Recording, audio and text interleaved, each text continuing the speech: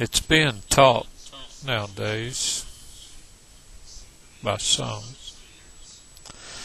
that God has repoured His Spirit upon all flesh and has restarted the first century tongues movement, because we are now again in the last days. But why would God return His people to those imperfect, partial things which were to exist only while the Old Testament form of worship was still being imposed upon fleshly Israel?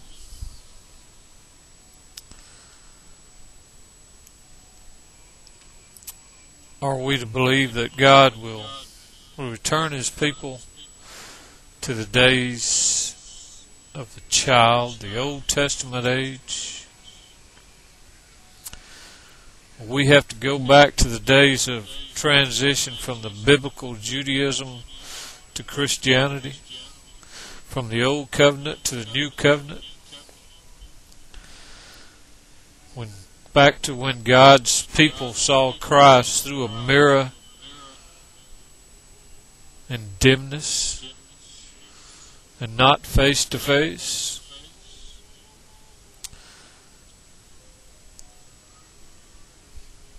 We see Him nowadays face to face, since Christ long ago removed the veil at the consummation of the Old Testament age.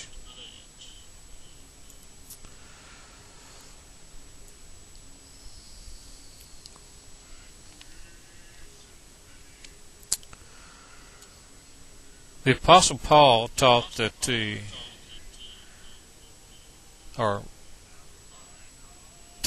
that at the coming of that which was perfect, three things were to happen. Prophecies would be abolished. Knowledge, or supernatural revealed knowledge, would be abolished. If you notice, Scripture was wrapped up at that time. I think that's what the supernatural revealed knowledge is talking about. And that tongues, the supernaturally speaking in different language, would cease. Prophecies, knowledge, and tongues were things that were in part, incomplete, imperfect.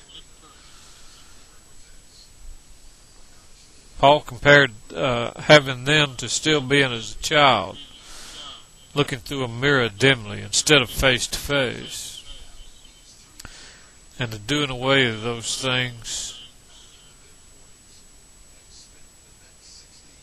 was as a coming of maturity or perfection of the church. I believe that which was perfect, the teleos, the complete, came, and those things ceased.